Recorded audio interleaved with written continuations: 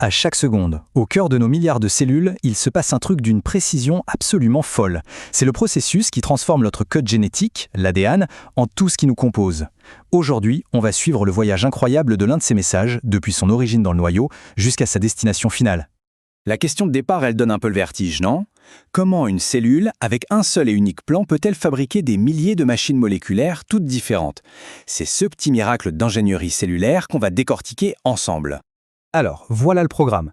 On va commencer par voir comment le plan est copié. Ensuite, comment ce message est préparé et même édité.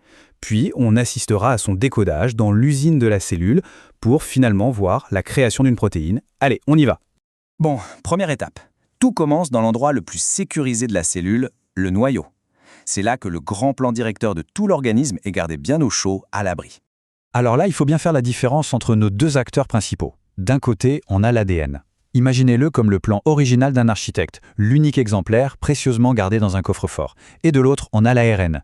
Lui, c'est juste la photocopie de travail, un message temporaire, jetable, fait pour une mission bien précise et qui, lui, a le droit de quitter le bureau. Ce processus de copie, ça porte un nom, c'est la transcription. Pour faire ça, il y a une enzyme spéciale, l'ARN polymérase 2, qui agit comme une sorte de scribe moléculaire. Elle trouve le début du gène qui l'intéresse, elle ouvre la double hélice d'ADN et elle recopie, lettre par lettre, le message sur un nouveau brin, le brin d'ARN. Mais le truc avec ce scribe, l'ARN polymérase 2, c'est qu'il est très rapide, mais il n'a pas de gomme. Il ne relie pas son travail, il ne corrige pas les fautes, du coup la copie qu'il produit n'est pas parfaite. C'est un premier jet, un brouillon, qu'on appelle le pré-ARN.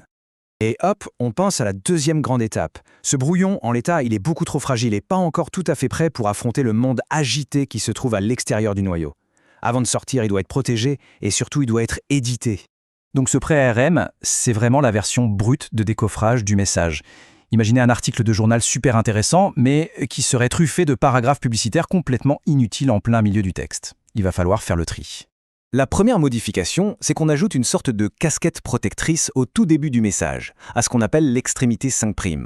Cette coiffe, c'est un peu son passeport. Sans elle, impossible de sortir du noyau.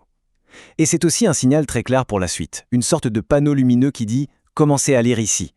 La deuxième modification, ça se passe à l'autre bout, à la fin du message, l'extrémité 3'. Là, on lui ajoute une très longue queue, une suite de 100 têtes de lettres A. C'est un bouclier.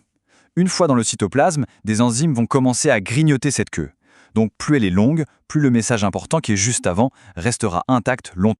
Bon, maintenant que notre message a sa casquette protectrice et sa longue queue, on peut passer à l'étape d'édition la plus spectaculaire, le grand nettoyage du contenu.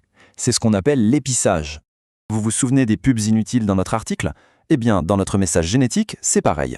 Il y a les exons, les parties qui nous intéressent, celles qui seront exprimées, et il y a les introns, des séquences intruses qui ne codent pour rien et qui doivent être retirées. Le but du jeu est donc simple. On coupe les introns, on les jette, et on recolle les exons proprement, les uns à la suite des autres. Et pour faire cette chirurgie de haute précision, il y a une machine incroyable qui entre en jeu, le splicéosome. Il scanne le message, il repère les frontières exactes des introns, il les découpe, les replie en une petite boucle, et hop, il les éjecte. Ensuite, il ressoude parfaitement les deux exons qu'il était de chaque côté. C'est un travail d'orfèvre. Mais c'est là que ça devient vraiment génial. Parce que cet épissage, ce n'est pas toujours la même chose. Et si en fait la cellule pouvait choisir quels exons garder et quels exons jeter? Eh bien figurez-vous que c'est exactement ce qu'il se passe. C'est ce qu'on appelle l'épissage alternatif et c'est l'une des astuces les plus puissantes du vivant. À partir d'un seul gène, en combinant les exons différemment, un peu comme des briques de Lego, la cellule peut fabriquer des dizaines, voire des centaines de protéines différentes. C'est comme ça qu'avec seulement 20 000 gènes, on arrive à une complexité biologique aussi folle. Voilà. Notre message est prêt. Il est mature, édité, protégé, bref, il est tout beau, tout propre. Il a son passeport, il quitte le noyau et il arrive dans le cytoplasme. C'est là qu'il va entrer dans l'usine de production, le ribosome, pour être enfin traduit. Et pour cette traduction, il faut une véritable équipe de choc. D'abord, bien sûr, l'ARN, qui apporte le plan. Ensuite, le ribosome, qui est la chaîne de montage, la machine-outil. Et enfin, la pièce maîtresse, l'interprète, l'ARN de transfert, ou ARNT. Chaque ARNT est un super spécialiste.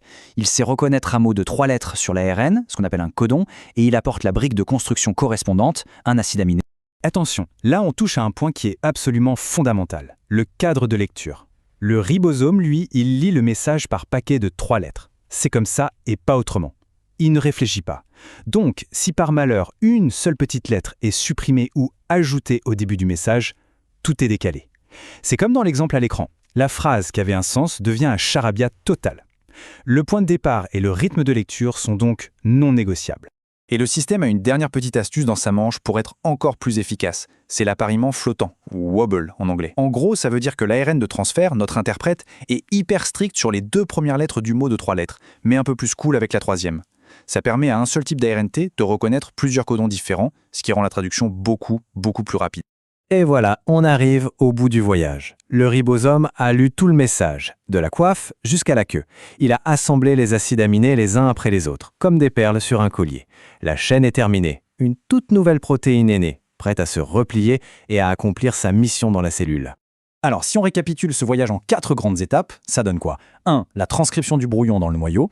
2. La maturation de ce brouillon, avec la coiffe, la queue et l'épissage. 3. La sortie du message finalisé vers le cytoplasme. Et 4. La traduction du message en protéines par le ribosome. Et ce qui est fou, c'est l'échelle à laquelle tout ça se produit. On a plus de 20 000 gènes qui codent pour des protéines dans notre génome.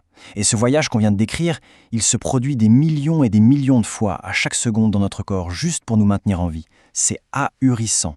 Alors, s'il y a 4 points à vraiment garder en tête, ce sont ceux-là. Premièrement, l'information va toujours dans le même sens. ADN, puis ARN, puis protéines. Deuxièmement, le message ARN est tout sauf une copie directe. Il est massivement édité.